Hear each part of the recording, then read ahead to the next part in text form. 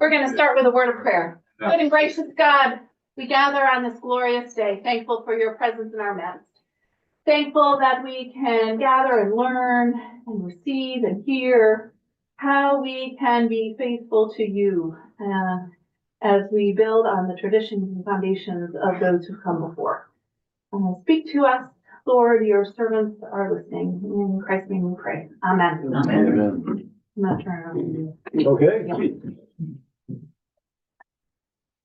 Today I'm going to talk about political economy. That's the old-fashioned term for economics. At the foundations of the discipline of economics, the label was political economy. The first works were written by people who were not economists because there wasn't that economics. They were written by people like Adam Smith, who was a philosopher.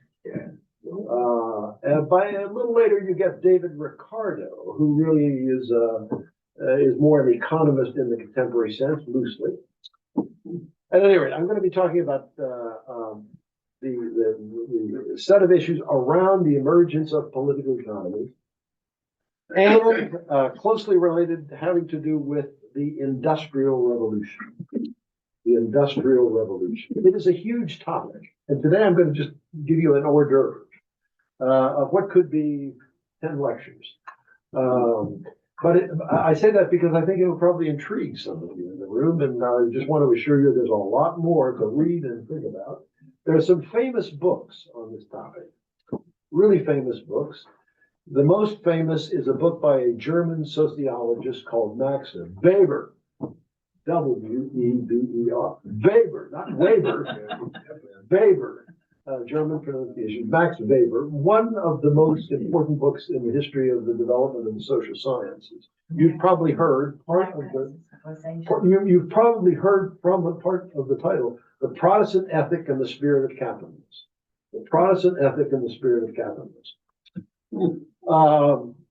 Very, very interesting, controversial book. Another one is R.H. Tawney, a Methodist, very devout Methodist man who was an economic historian in Britain, called Religion and the Rise of Capitalism. A third one is one of my favorites, a man called Polanyi, and it's I'm guessing your moment here. I can't remember. I'll come back to it in a minute. Polanyi. Oh, The Great Transformation. That's the title. And another one, just one more time. I used to hate professors who would walk into the room and just stop bibliography, but I'm doing it. You're one of them. No, I'm one of them. Because I think these titles might intrigue you. Right. The best book to get started in this is by an economic historian named Heilbroner, Heilbroner. He had the wonderful gift of popularizing things that were very complicated. His book that I would commend to you is the Worldly. Somebody get the door. The title of his book is The Worldly Philosophers. I love that title. The Worldly Philosophers. Philosophers who are talking about worldly things, starting with Adam Smith. In most of those books, at some point or another, you will hear the following suggestion. The Reformed Protestants are the real authors of capitalism. The Reformed Protestants are the ones, and people say that either approvingly or just the opposite. They are the ones, and that's Weber's thesis.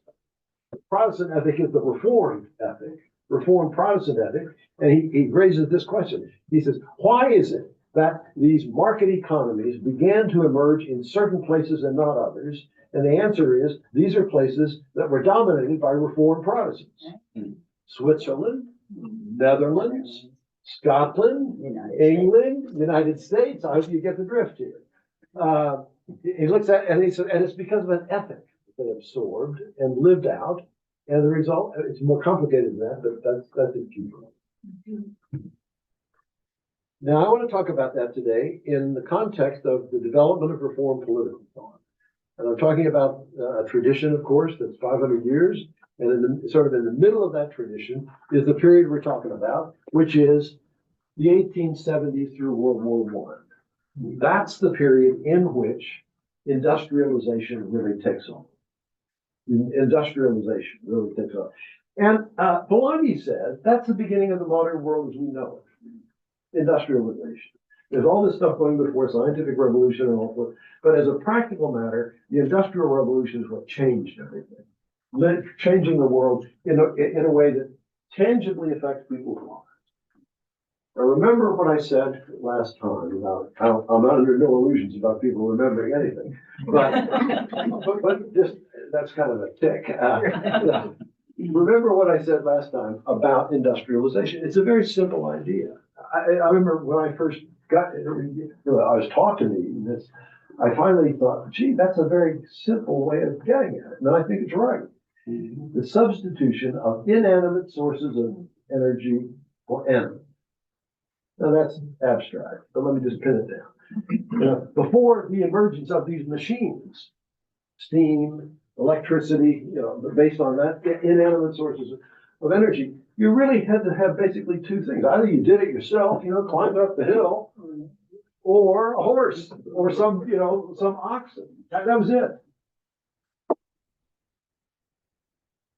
Now, that's a watershed, because as these authors I've been referring to suggest over and over and over again, economic life was basically the same thing for eons.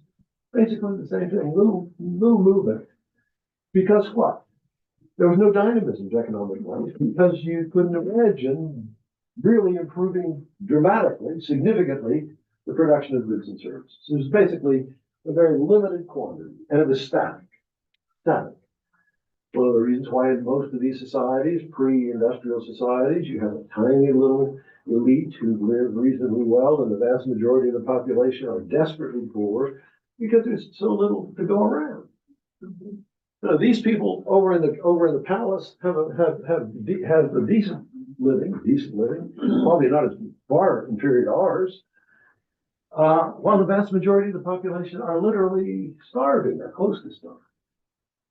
Now here comes this thing, the new idea, the Industrial Revolution, and boy is it an idea. It is a mind-bending when you think about it and its possibilities.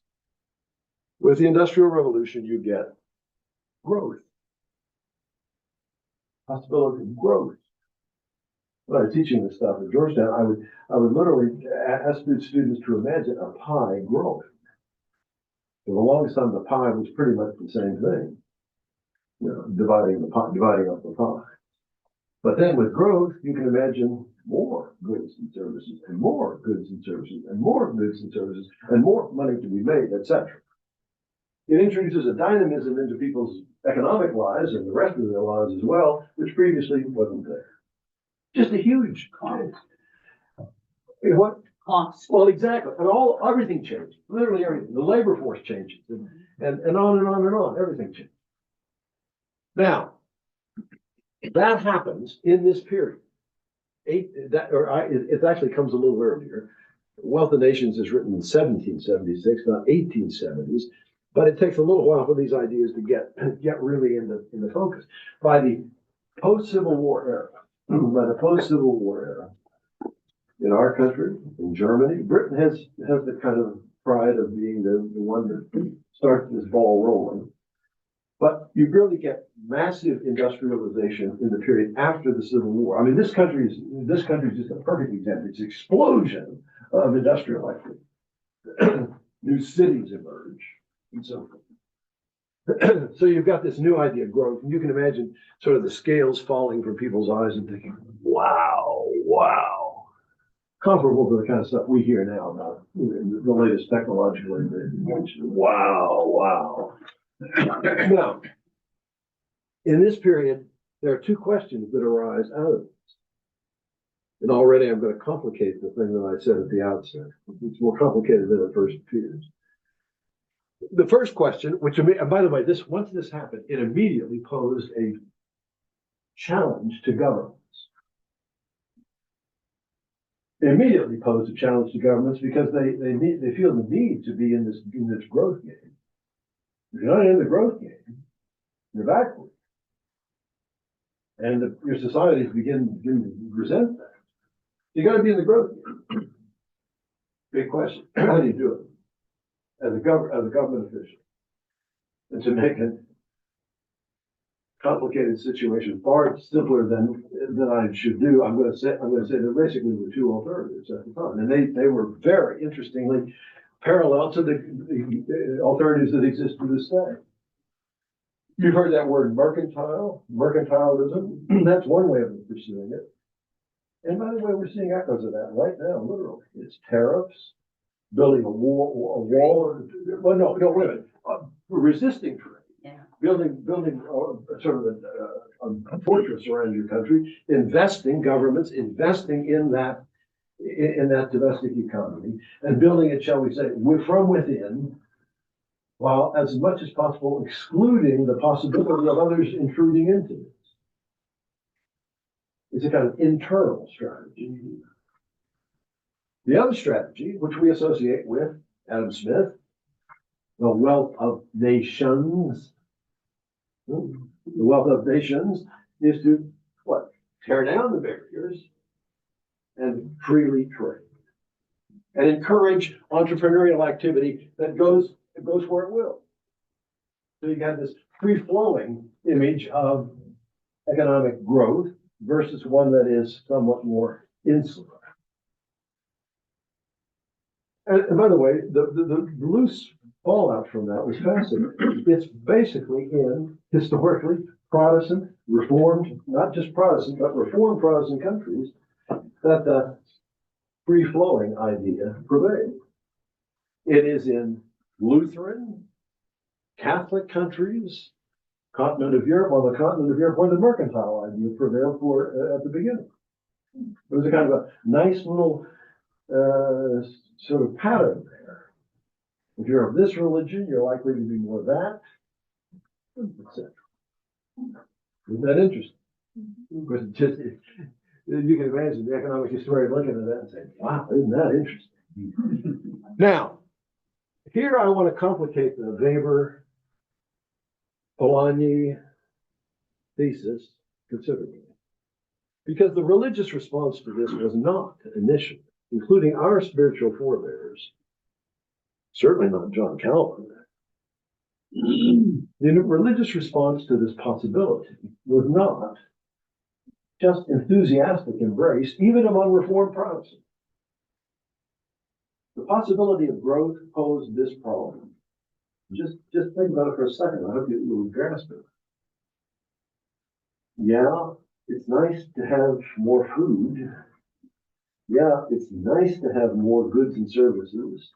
But what about mammon?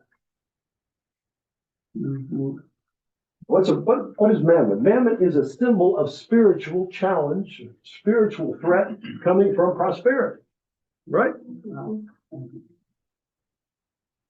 And that's a biblical idea. That is a deep biblical idea. So if you're learned about your religion, your Christian religion, as these people were, our forebears in particular, were learning them. They're uneasy about it. And by the way, the closer you got to Roman Catholicism, the greater the unease. The Roman Catholics looked upon this possibility of growth as the work of the devil. Luther said that. Luther said it's just pernicious. These people go whoring after wealth. Terrible. So you can understand, therefore, why they, insofar as they encouraged this at all, they would say, well, let's keep it under wraps, let's contain it, let's control it, let's have just prices and just wages and not let things just float. So, how to pursue it? And then on another front, how do we deal with it given the threat to piety that we think it poses? Now, the phrase I've used up here to capture, and by the way, this is everybody, regardless of your religion, confronts this. By the way, there's a very interesting parallel in this, just as an aside. Muslims have been struggling just terribly with this for centuries. But they've got, in their own theology, another version of the mammon. All right, now, Reformed thinking about this, and it's so interesting because the Reformed Protestants were at the heart of the whole movement. It was in, as I said to you a moment ago, it was in historically Protestant Reformed countries that this idea really took off. Why? Well, when our, I'm about to tell Okay. you. That's it. That's exactly. I always feel good about elections when there's somebody says, oh, and then here is the thing. This is Max Weber's his point in the Protestant ethic and the spirit of capitalism. He's a sociologist, and he says, if you look at the kind of ethical teaching that was common in these Reformed Protestant countries, it articulates a kind of approach to life which is very conducive to capitalism. Here's what he says. The most important part of it is you tell lay people, God has put you on this earth for a purpose. Part of that purpose is to be active in the world, to get out there and be productive. Indeed, there are suggestions in Reformed Protestant teaching all along that ordinary work, ordinary human work, as opposed to ministry, for example, is a calling. Calling, a secularization of the idea of calling. That was in Luther, but Calvin applied it. Calvin himself applied it to entrepreneurs. By the way, erasing a long-standing Catholic bias against entrepreneurial activity because it was dangerous, spiritually dangerous. And then there were other qualities. For example, it's a wonderfully insightful idea he's got. Not only are you're called to be productive and to measure your time productive, more that the whole idea of being careful with your time. Some of us have got it so woven into us we can't get out of it. You know, you only been given so much time on this earth, you better use it productively, develop your talents, use it productively, and on and on. Work ethic. But also, be thrifty. It's another part. Be thrifty. Don't just, suppose you work very hard and you've earned some nice cash. Well, the last thing you're going to do is spend it. The last thing you're going to do is spend it because that's kind of an abuse of the resource that God has given you. God has given you in order to use it wisely, right? And another part of this is save it. Save it. I hope you see a certain image of capital formation is emerging here. Right? You work hard, and let's say you're very good at your work. Then, exactly. So this is kind of a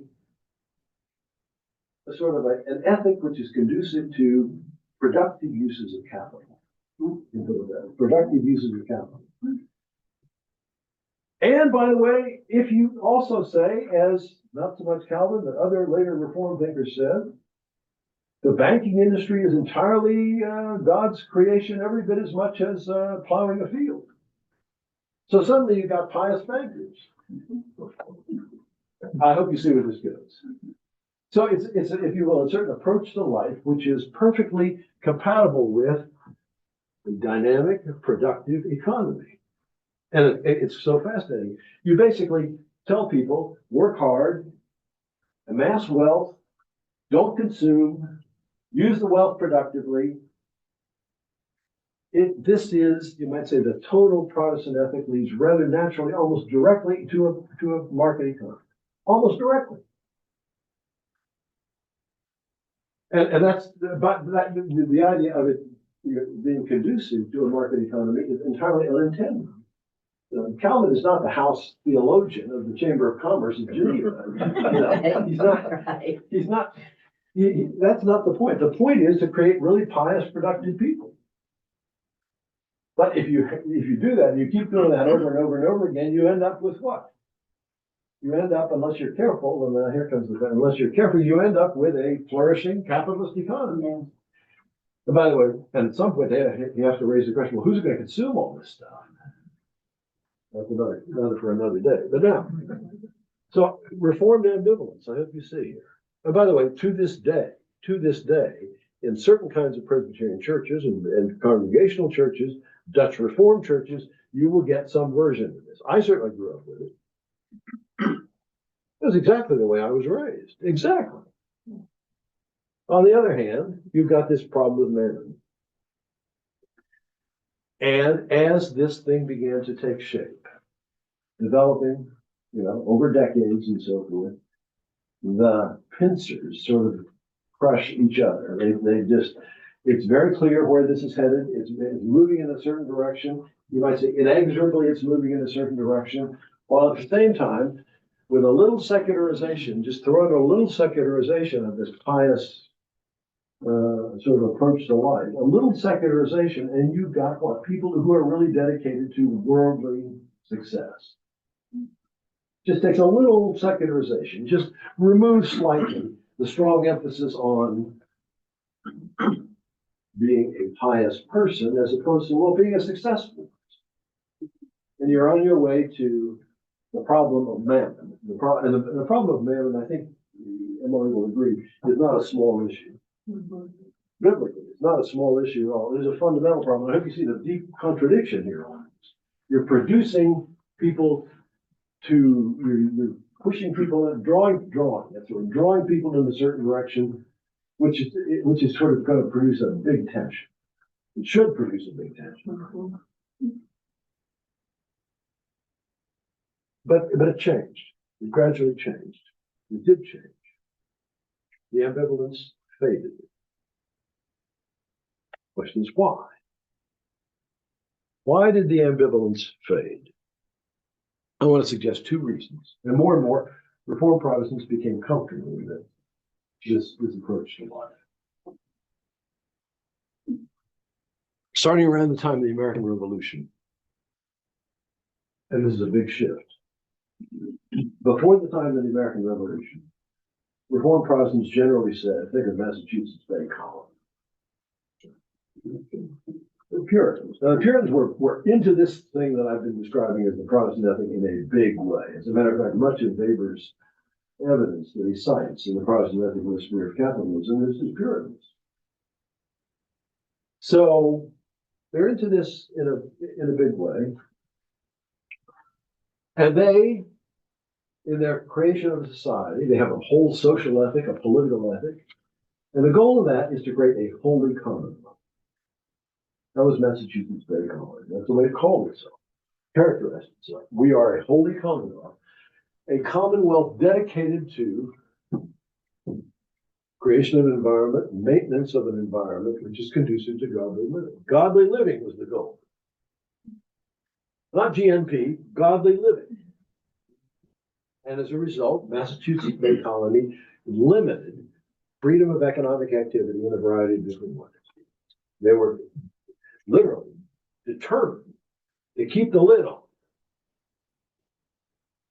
I'd say impossible, but that's what they were dedicated to. Now, by the time of the American Revolution, a figure like Witherspoon, for example, the great patriarch of the American, we might say, drive towards independence in the religious realm, Witherspoon embraces the cause of liberty. I hope you sense the difference. Starting with religious liberty. He calls religious liberty in the first instance, a sacred cause, the sacred cause of liberty. Boy, is that interesting. No, hardly any talk there of godly commonwealth in history. It's liberty. Religious liberty, and then more broadly, civil liberty and economic liberty. And by the way, John Witherspoon was, as a moral philosopher and a theologian, was very learned in political economy as it was emerging. He was a Scot. He knew some of these guys from Scotland. And he was very impressed with their work and actually wrote a couple of treatises on money. Can you imagine your pastor writing a treatise on money, a philosophical treatise on money? And he was for a sound dollar. I'm summarizing, but not much. So you get a shift towards liberty, and that becomes just a glacial shift. Holy Commonwealth, not so much. A society of free men. I hope you see the difference. Free men. Not holy, but I mean, it would be nice if they were holy. But the goal of our society is liberty, including economic liberty. So that's the first thing that makes the shift. The shift towards shall we say, being comfortable in this new environment is a strong emphasis on liberty. And you can see how there's a sort of nice symmetry between religious liberty, which they firmly believed in, and economic liberty. And the other thing is, as this unfolds, you get an appreciation. Boy, it's hard to imagine them not appreciating prosperity. Prosperity. All these, and Witherspoon and others start talking about it. Isn't it wonderful in the providence of God? He says, in the providence of God, it is certainly to be praised that we finally have bread for everyone. The vision of his vision of America is sort of the symbol of all this. His vision of America is a society of great prosperity. It becomes a central theme in some of the founding documents. Pursuit of happiness. It's a big part of it. It's not the only part. So you get a movement away from the original accent on godly living in the direction of liberty and prosperity. They're not intended to do away with the old concern, but they are modified, to put it mildly, by these new concerns. And then the other thing, which is really striking, I haven't mentioned political economy much. Now I'm going to just focus on it for a second. You have the emergence of this new discipline, economics, political economy. And in the main, the first writing, not the later writing, eventually it's Marx and a lot of other people, but in the first iterations, the first 50 years or so, it's mainly a inquiry into how you can develop wealth, pursue wealth under conditions of liberty, free market. It's an ongoing discussion of and an apologia for the free market. The best example is Adam Smith, The Wealth of Nations. I mean, it's a kind of almost a hymn of praise to the possibilities of free trade. Now, I mentioned that for the following reasons. The really striking thing about Reformed Protestants in this period is that, and especially the clergy, is that they start embracing these ideas, the ideas in political economy. It's an entirely separate discipline. You might react to it, especially if you were worried about mammon, by saying, wait a minute here. But not. That's not their reaction. As a matter of fact, some of the most sort of important clergy figures in the period I'm talking about here begin writing treatises in political economy. And they're embracing a really important part of this argument, which we've heard to this very day, is that there are laws of economics, supply and demand, blah, blah, blah. Like natural laws, like law of gravity. That clearly that was the idea originally. That if you just look carefully enough at economic processes, you could figure out that there were just these inexorable patterns of causality, which of course strengthen the idea of keeping government intervention out as much as possible, allowing the free play of market forces. Okay. So now the amazing thing about this is it was embraced pretty dramatically by important figures in the Reformed Protestant world on economic, political grounds, but it certainly had a theological canopy over it. You would never have seen a Roman Catholic do that. Never in a million years. Roman Catholics were fighting. It took them the longest time to figure out, can we at all embrace this capitalism that's emerging? They were dogmatically anti-capitalist. To this day, in a sense, they are. Lutherans, to a similar degree. They were just this, and part of it was the idea of prosperity. Also, part of it was this liberty stuff. Liberty, you can sing a hymn of praise to it, but you can also look at it and say, wait a minute here, what can go wrong? Just people just doing their thing.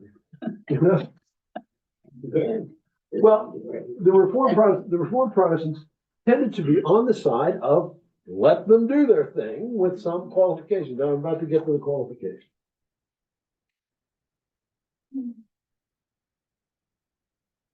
as this process of modernization, economic modernization unfolds under industrial auspices, it doesn't take long, and here, I'm just gonna state what everybody in the room knows, it doesn't take long to become evident, to be clearly manifested, that there are really social costs connected with industrialization. Terrible social costs. You know, this phenomenon of the industrial worker who's not a peasant, in a city, if there's this free play of market forces, his job security is minimal, the working conditions are awful. And you have, you know, I used to characterize it, the early days of capitalism was a kind of roller coaster ride, up and down, up and down, up and down. When things were going well, great.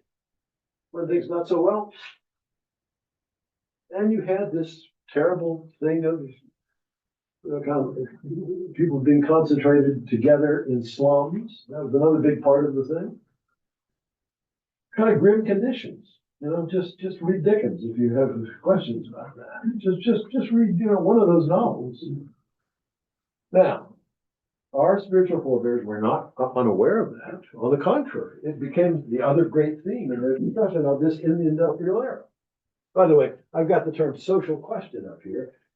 That's what I just summarized. The social question was this: are there disastrous social consequences to industrialization which call into question our embrace of prosperity? If the way to get prosperity is with all this terrible misery, is that really what we want to do? And isn't that the basis for what came next after 1920, which was a period of regulation? Well, exactly. And as a matter, even before that. Out of this emerge, I'm going to talk about three possibilities real quickly here. There was, I would say, I'm guessing probably the dominant view among Reformed Protestants, was something that has sometimes been characterized as Christian political economy, which was a pretty unqualified embrace of laissez-faire. In the following sense, there was a famous Scottish clergyman, probably the most famous preacher in Scotland, in the Church of Scotland, at least in the 19th century, a man called Thomas Chalmers. He was a very important figure. Apparently a spellbinding preacher, served in 2 or 3 pulpits. People would, you know, wait in line to hear him preach. He was a confidant of prime ministers, you know, that kind of guy. And he wrote policy documents, and I don't know when he slept. He had a tremendous, and he was a very pious man and a very sincere man, but he was into this stuff of laws of economics. You have to let the market do its thing. You just have to do that. And to intrude in that, to manipulate, is just counterproductive. Free market. Well, Thomas, what about the slums in Glasgow? What about the slums in Glasgow? And he was, as a deeply pious person, was deeply concerned about the slums in Glasgow. And his answer was, this is the responsibility, this is the church's responsibility. The church has to deal with it. The church has to solve that problem through charitable works. Charitable works designed to what? Make good Protestants out of the working class. You know, with those Protestant ethics that I just described, and they need to be self-reliant. The last thing we want to do is encourage them that they may need a handout in the short run, but not in the long run. They need to be self-reliant. You know that mentality. It has its roots in this way of thinking. And Chalmers, by the way, was the guy who wrote on political economy. I've been struck in doing reading on this, how astonishing it is, how many clergy in this period were quite learned on things that you would find today at Econ 101. Very interesting. And their attraction to it, they're interesting.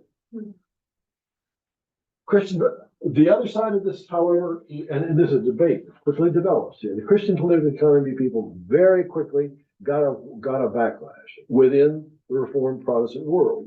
More in congregational circles in our country than Presbyterian. And that is the emergence of something called the social gospel. And the social gospel is a kind of response to the challenge of the social question by saying we need to advocate and seek policies which redress these grievances of the victims of market economy. And of course, where this leads, you were kind of implying it leads in the direction of the welfare state. It leads in the direction of regulation. You know, we're going to regulate working conditions. We're going to regulate and taxation. Industry. That was the package. These were the proponents of today what would loosely be characterized as progressive economic policies. And so the origin of that is right here, social gospel. And there were really quite important leaders of Reformed Protestantism, mainly Congregationalists, who advocated these ideas and were successful. So you have here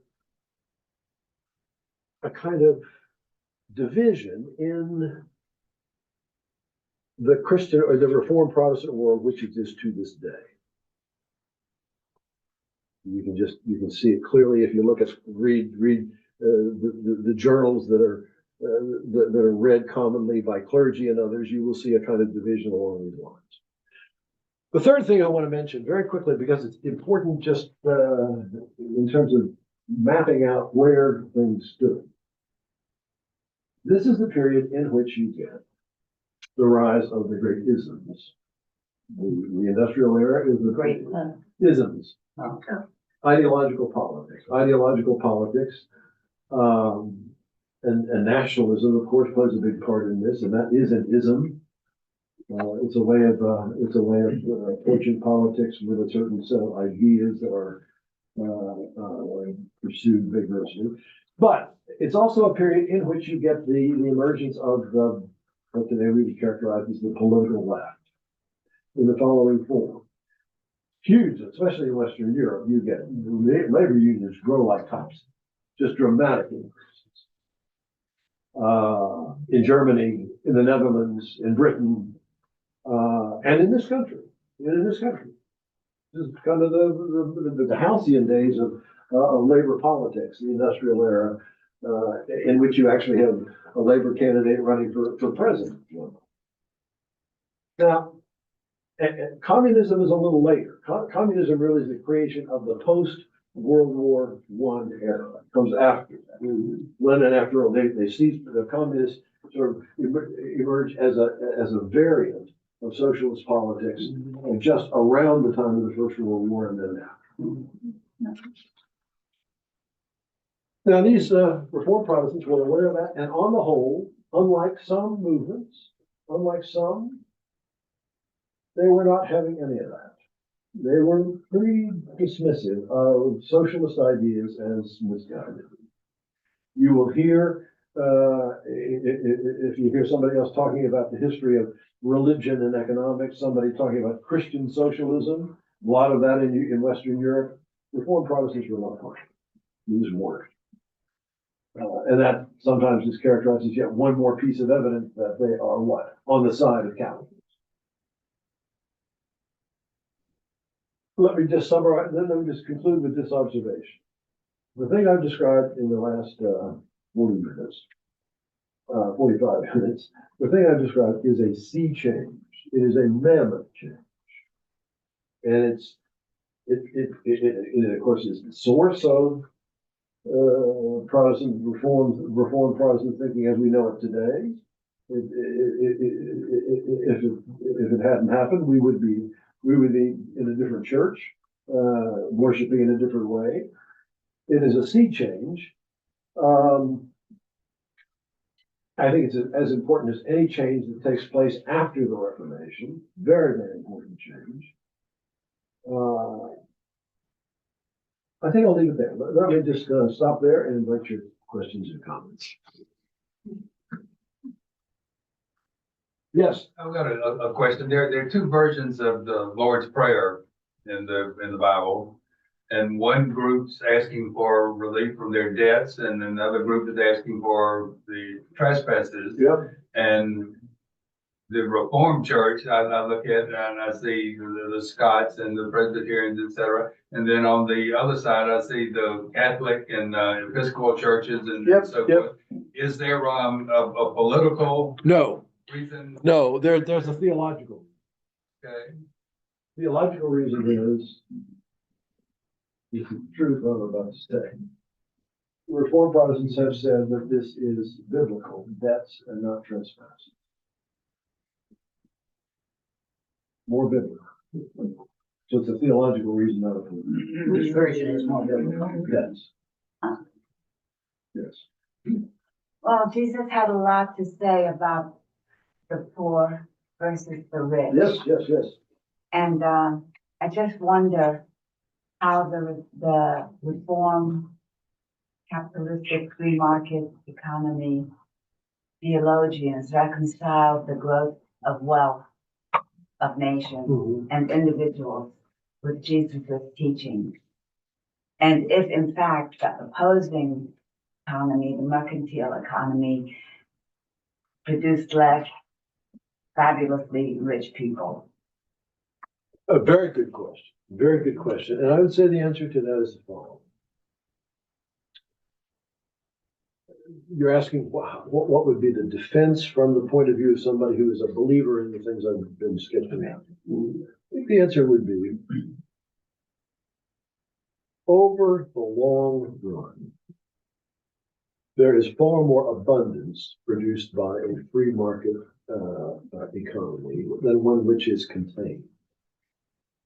And therefore, in the long run, there is more available to even the poor than there would be if that free flow of economic activity were constrained, level, and prevented. I don't think there's some truth to that. The problem is there's always been a need for rather substantial redistributive mechanisms in order for it to be remotely realized in practice. But it is the case. And this is why this is a complicated issue. And Jesus was not an economist.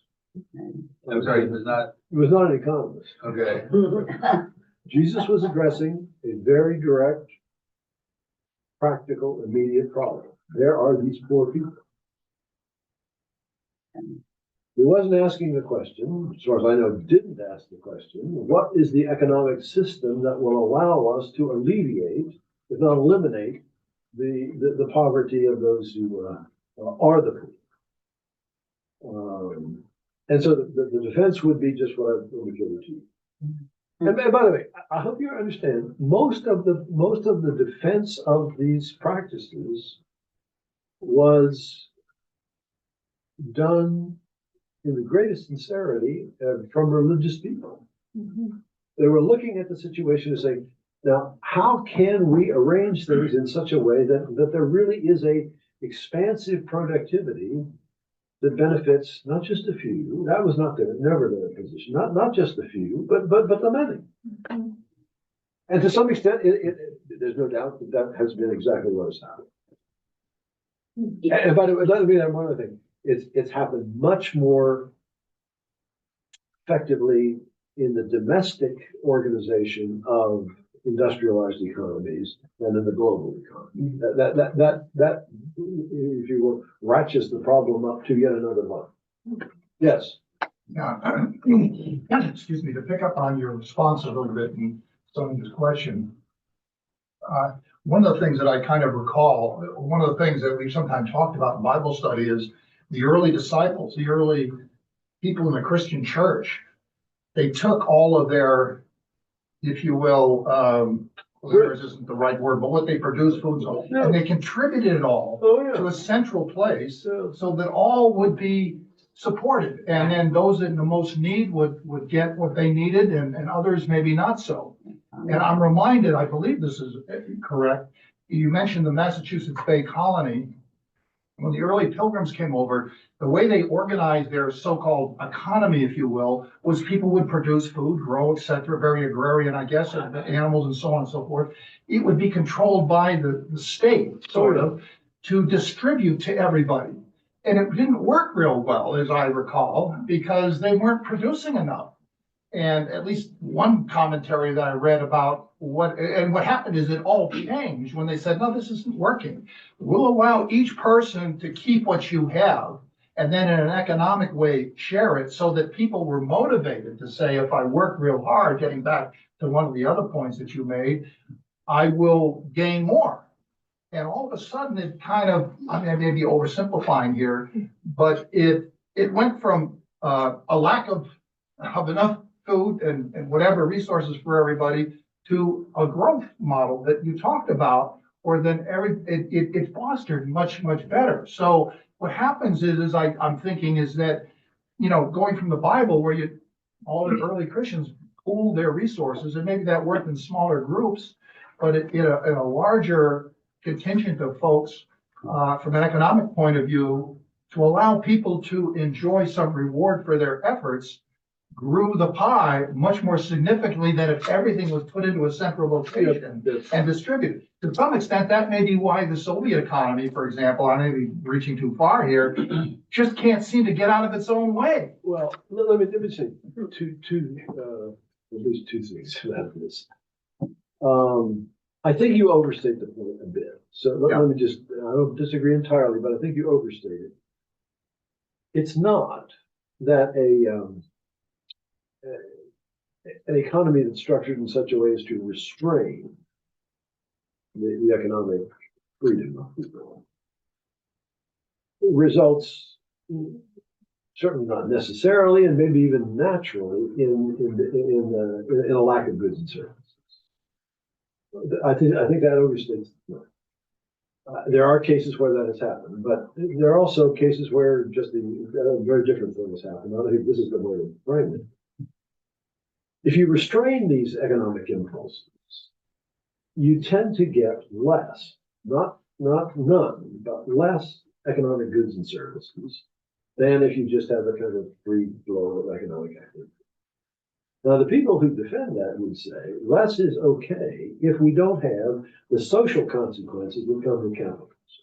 That's the defense of mercantile. Yeah.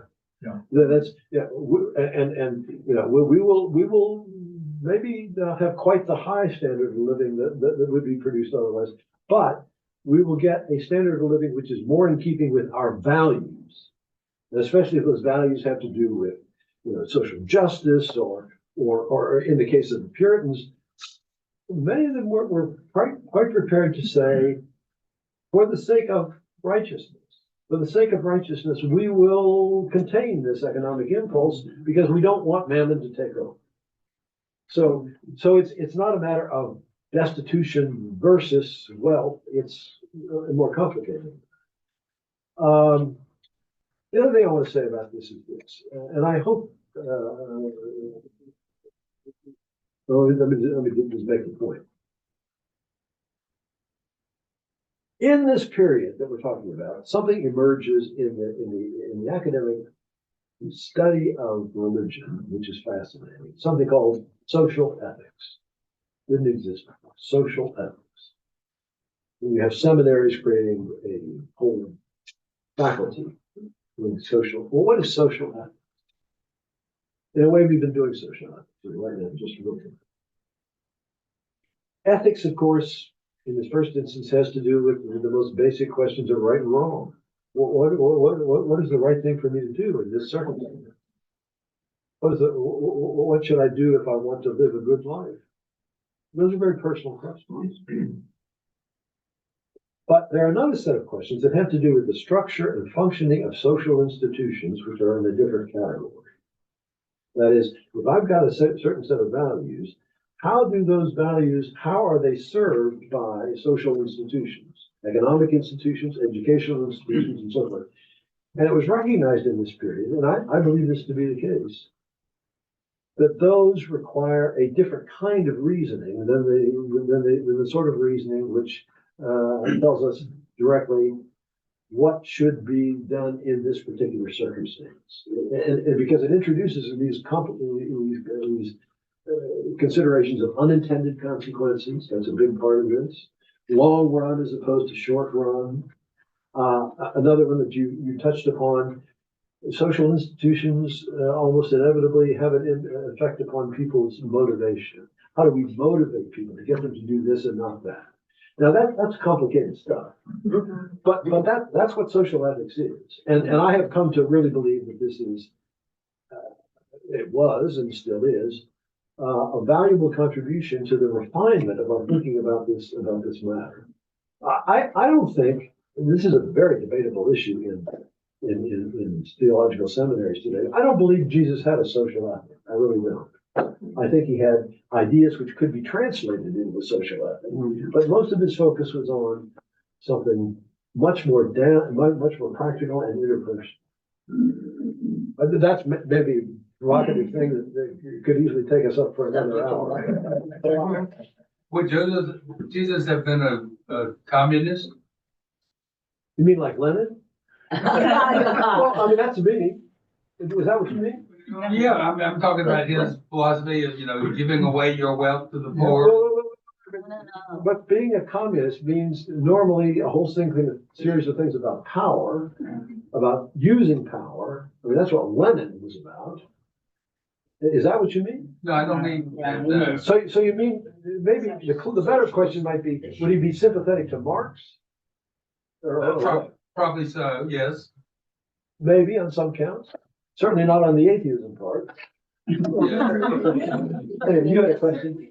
I'm having trouble putting together the political forces and the religious Yes. forces during the period we're discussing. This is the Gilded Age, Yes, they call it. yes. It's the development of the great monopolies of the time, Yep. which were not at all just as I related to my family history and the struggle of my grandparents in keeping jobs and finding work and not being treated well.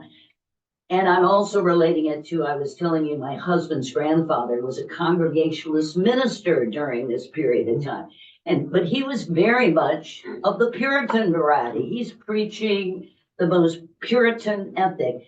And these two forces really aren't relating until you get to the 1920 period where you get the period where the government begins stepping in to regulate monopolies, to begin the seeds of the welfare program. I mean, I see them as totally separate. Well, don't. Yeah, I know. You So let me relate them for me. Yeah, I can do it quick. In Scotland, and this is not unlike what happened in New York City, maybe even in Washington, who knows. Thomas Chalmers, I told you what he preached, eloquent preacher. You would not hear much about political economy in his sermons, but that's people who knew him and followed his writings. People who had entrepreneurial instincts, especially people who were good at entrepreneurial activity, flocked to his churches. You might say in Glasgow, it would be the Chamber of Commerce and Prayer, his church. Okay. And by the way, in good conscience, these are people who, I'm not attributing any cynicism to that at all. They believe that this combination of laissez-faire and Christian benevolence, what was the obvious way to handle this? And they would organize soup kitchens and all the rest. That was the package. People who had this stance were in sharp criticism and would have churches, and I can identify some churches. There was a famous one, for example, Washington Gladden was the pastor of in Columbus, Ohio, that people flocked to hear him talk about the injustices of capitalism and the need for the state to help solve that problem. So you have a bifurcation of American religion then, not too different from what we've got then. Yes. Not too different. So that's my basic. And of course, the other thing is everything in between. I've said to you before, I grew up in a very pietistic church where I never heard anything about social justice. Never. And it was a very warm and loving community, and I felt as a child growing up supported and so forth.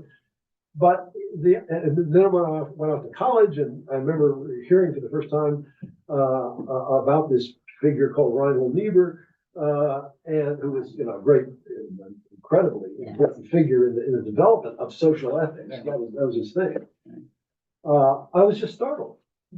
I don't know. It just seemed to me, and I look back with a little bit of astonishment but not entirely, because it was Presbyterian pietism. It was Presbyterian pietism. And it had the virtues that I described, but it also had this serious, I think, deficiency.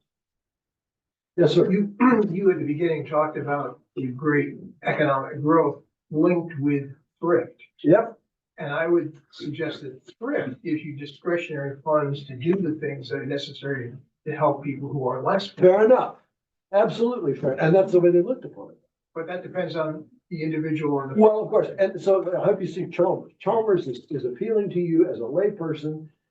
He's saying to you, this is part of your calling to be generous with the gifts that God has given to you. And, you know, let's have a big check here in order to get this soup kitchen going or whatever. And he was very successful in that. He mobilized, and not only that, he would lobby and members of parliament for things that would facilitate soup kitchens, not a change in government policy with regard to regulation of economic activity. That was an anathema. Was Chalmers the laissez-faire one? Lazy, what? With Chalmers was the Absolutely. laissez-faire. Lazy. And by the way, he's now looked upon in Scotland as a figure of both great. People look upon him as a kind of a good example of the bears. Yeah. Just about, you can imagine in the Church of Scotland, on one side, he's looked upon as a really amazing good guy, and then not so much on the other side. Yeah. But he had a reputation, and by the way, very distinguished figure in the British government. Looked upon him as a spiritual advisor. He was very tight with Gladstone and various others. So. I jotted his name down. Yeah, let's say thank you to for. You're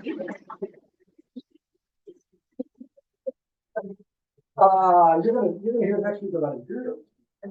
Because as all this is unfolding, you have the